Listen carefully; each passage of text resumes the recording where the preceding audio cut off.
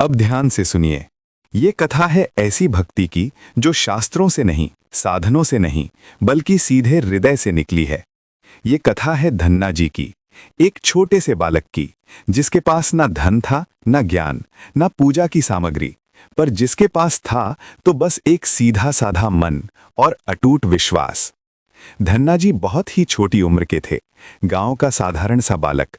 घर में कोई विशेष वैभव नहीं, परंतु भाग्य से एक दिन उनके घर संत पधारे। वे संत शालिग्राम भगवान की सेवा करते थे। अब संत जहां ठहरे वहीं धन्ना जी दिन भर बैठे रहते। संत जब शालिग्राम भगवान को स्नान कराते तो धन्ना जी टकटकी लगाकर देखते रहते। कभी दही से स्नान, कभी दूध से, कभी पंचामृत से, कभी शुद्ध जल से। फिर इत्र लगाना, चंदन लगाना, तिलक करना, तुलसी अर्पण करना, दीप जलाना, आरती करना, हर क्रिया को संत बड़े नियम और मर्यादा से करते थे। और धन्ना जी तो बस देखते रहते, पर देखने में ही उनका मन डूब जाता। उनके बाल मन में ये सब खेल जैसा लगता था, लेकिन उस खेल में भी उनका मन पूरी तरह रम जाता। उन्हें लगता मानो ठाकुर जी उनके सामने ही जीवंत हो उठे हों। संत की हर हरकत, हर भाव, हर क्रिया धन्ना जी के हृदय में उतरती चली जाती।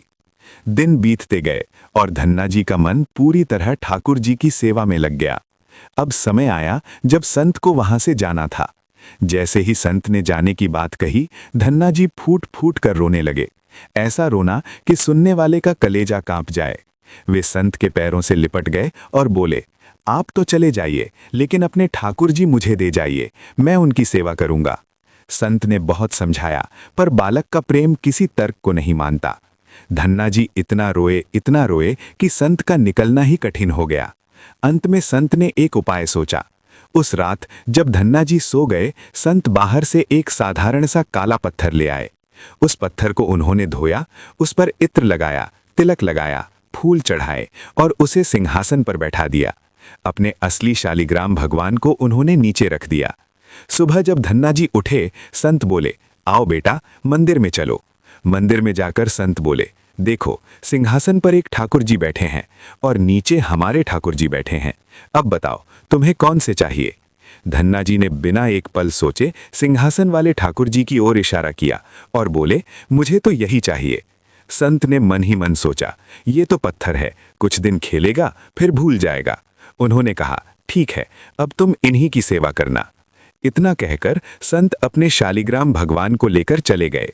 अब धन्ना जी के पास जो ठाकुर जी थे, वे देखने में बस एक साधारण पत्थर थे, लेकिन धन्ना जी के लिए वे साक्षात भगवान थे। धन्ना जी पूरी श्रद्धा से उनकी सेवा करने लगे। उनके पास पूजा की कोई सामग्री नहीं थी, पर प्रेम की कोई कमी नहीं थी। तिलक लगाने के लिए घर में रोली नहीं मिली तो धन्ना जी ईंट उठाकर उसे घिसने लगे और उसी से लाल रंग बना लिया। वही रंग वे ठाकुर जी के माथे पर लगाते। भोग के लिए जो मिलता वही अर्पण कर देते। कभी फल तोड़ लाते, कभी सूखी रोटी। छोटे बालक थे, खेल खेल में सेवा करते, पर वो खेल नहीं था, वो सच्ची भक्ति थी। कुछ समय बाद वही संत किसी और गांव में आए।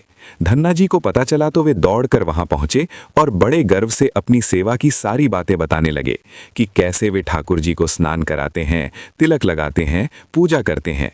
संत ने पूछा, भोग लगाते हो? धन्ना जी बोले, भोग।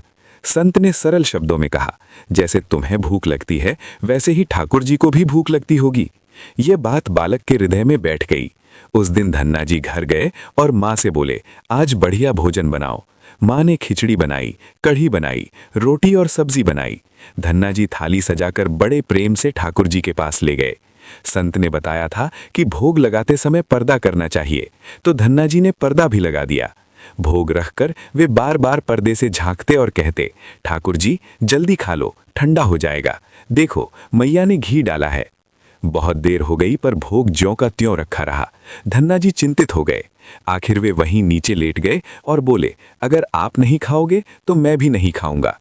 छोटा सा बालक भूखा प्यासा वहीं लेट गया। उसका ये निष्कपट प्रेम देखकर भगवान से रहा नहीं गया। तभी धन्ना जी को चट चट की आवाजें सुनाई देने लगी, जैसे कोई स्वाद लेकर उंगलियां चाट रहा हो। उन्होंने घबराकर पर्दा हटाया तो देखा नन्हे बाल गोपाल स्वयं प्रकट होकर उनके भोग को प्रेम से स्वीकार कर रहे थे। श्रोताओं, यहीं से समझ लीजिए, जहां भाव सच्चा होता है वहां भगवान को प्रकट होना ही पड़ता है। यही है धन्ना जी की भक्ति की शुरुआत। आगे भाग 2 में आप सुनेंगे कि ये भक्ति कैसे लीलाओं में बदल गई और कैसे स्वयं ठाकुर जी ग्वाले बनकर धन्ना जी की गायें चराने लगे। अब ध्यान से सुनिए श्रोताओं, कथा का भाग 2, जहां धन्ना जी की भक्ति बालपन से आगे बढ़कर लीला बन जाती है और जहां ये सिद्ध हो जाता है कि भगवान को बांधने का सबसे बड़ा साधन केवल प्रेम है। न कोई मंत्र, न कोई तंत्र, न कोई विधि, केवल भाव। जब धन्ना जी ने पर्दा हटाकर देखा कि नन्हे बाल गोपाल उनके भोग को प्रेम से स्वीकार कर रहे हैं, तो वे एक पल को ठिठक गए। आंखें फटी की फटी रह गईं। बालक मन में कोई भय नहीं था, कोई संकोच नहीं था।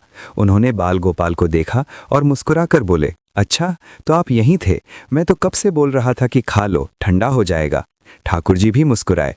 उस दिन के बाद ये कोई एक दिन की घटना नहीं रही। जब जब धन्ना जी भाव से भोग लगाते, ठाकुर जी प्रकट होकर स्वीकार करते। धन्ना जी के लिए ये कोई चमत्कार नहीं था, ये उनके जीवन की सामान्य बात बन गई थी। जैसे किसी बच्चे के लिए माँ का आना जाना सामान्य होता है, वैसे ही धन्ना जी के लिए ठाकुर जी का प्रकट होना सामान्य हो गया। समय बीतता गया, धन्ना जी थोड़े बड़े हो गए। अब वे घर की गायें चराने जंगल की ओर जाने लगे। लेकिन ठाकुर जी से उनका अलगाव कैसे होता? वे अपने ठाकुर जी को अपनी जेब में रख लेते और गायों के साथ ले जाते। जंगल में जाकर जब गायें चरने लगती, धन्ना जी किसी पेड़ के नीचे बैठ जाते, अपने ठाकुर जी को निकालते और हंसते हुए कहते, अब कोई नहीं है, आ जाओ। और जैसे ही वे कहते, ठाकुर जी प्रकट हो जाते। दोनों साथ बैठते, बातें करते, हंसते खेलते। कभी धन्ना जी उन्हें फल खिलाते, कभी पानी पिलाते, कभी अपने मन की बातें बताते। श्रोताओं, ये वही भक्ति है जहां भगवान भक्त का मित्र बन जाता है। एक दिन की बात है, ठाकुर जी ने धन्ना जी से कहा, आज तुम गायें चराने नहीं जाओगे? धन्ना जी बोले, आज हमारी बुआ जी आई हैं, घर में मेहमान हैं, आज नहीं जा पाऊंगा। ठाकुर जी ने मुस्कुराकर कहा, तो एक काम करो, गायों को गांव के बाहर छोड़ाओ, आगे मैं उन्हें चरा लाऊंगा। धन्ना जी ने ये बात बिना किसी संदेह के मान ली। वे गायों को थोड़ी दूर तक ले गए, फिर ठाकुर जी को निकाला और बोले, अब आपकी जिम्मेदारी है। और श्रोताओं, सचमुच उस दिन गायें ठाकुर जी के साथ चरने लगी। वर्षों बीत गए। धन्ना जी अब 11-12 वर्ष के हो गए। एक दिन वही संत जिनके शालिग्राम की सेवा धन्ना जी ने बचपन में देखी थी, फिर से उस गांव में आए। धन्ना जी ने उन्हें देखा तो दौड़ पड़े, प्रणाम किया और बोले, गुरुदेव, आपने जो ठाकुर जी मुझे दिए, उन्होंने तो मेरा जीवन ही बदल दिया। संत ने मुस्कुराकर पूछा, अच्छा अब भी सेवा करते हो? मन ही मन संत ने सोचा, ये तो पत्थर था, बचपन की बात होगी, अब क्या सेवा करेगा। उन्होंने पूछा, कहाँ है तुम्हारे ठाकुर जी? धन्ना जी ने सरलता से उत्तर दिया, अभी गाय चराने गए हैं। संत ठिठक गए, बोले, लाला अब तो बड़े हो गए हो, ऐसी बातें मत किया करो। धन्ना जी बोले, नहीं गुरुदेव, सच में गए हैं, आपको विश्वास न हो तो शाम को चलिए। संत ने सोचा, चलो देख लेते हैं, ये बालक अभी भी कल्पना में जी रहा है। शाम को धन्ना जी संत को जंगल ले गए। गायें लौट रही थीं। धन्ना जी ने दूर इशारा करके कहा, देखो गुरुदेव, वो रहे मेरे ठाकुर जी, गायों के पीछे पीछे। संत ने आंखें मली, देखा, पर उन्हें कुछ दिखाई नहीं दिया। बोले, मुझे तो कोई नहीं दिख रहा। धन्ना जी दौड़कर आगे गए और ठाकुर जी से बोले, मेरे गुरुदेव आए हैं, उन्हें भी दर्शन दो। ठाकुर जी ने कहा, उन्हें नहीं दिखेंगे, हम तो केवल तुम्हारे हैं। धन्ना जी ने हाथ जोड़ लिए और बोले, ऐसा मत करो, अगर ये गुरुदेव मुझे आपको न देते तो मैं आपको कैसे पाता। श्रोताओं, ये सुनकर भगवान का हृदय पिघल गया। उसी क्षण नीलमणि नील माधव ठाकुर जी प्रकट हो गए। जैसे ही ठाकुर जी प्रकट हुए, दूर खड़े संत के शरीर के एक एक रोम खड़े हो गए। उनकी आंखों से अश्रुधारा बहने लगी। वे दौड़कर आए और धन्ना जी के चरणों में गिर पड़े। बोले, धन्य है तेरी भक्ति, हम सच्चे शालिग्राम से, अष्टयाम सेवा से, 56 भोग से भी ठाकुर जी को प्रकट नहीं कर पाए, और तूने साधारण पत्थर से, ईंट घिसकर लगाए तिलक से, बेसर की रोटी खिलाकर ठाकुर जी को प्रकट कर दिया। हम दिन भर प्रार्थना करते रहे कि ठाकुर जी जरा सीधे खड़े हो जाएं, हाथ बदल लें, और तोन से गायें चरवा रहा है। श्रोताओं, यही है धन्ना जी की भक्ति का सार, जहां नियम नहीं केवल प्रेम है, जहां साधन नहीं केवल विश्वास है, और जहां अहंकार नहीं केवल बालक का निष्कपट भाव है। ऐसी भक्ति के आगे भगवान को भी झुकना पड़ता है। यही कारण है कि आज भी संत कहते हैं, भगवान को पाना हो तो धन्ना जी जैसा सरल बनो, क्योंकि भगवान बुद्धि से नहीं भाव से मिलते हैं।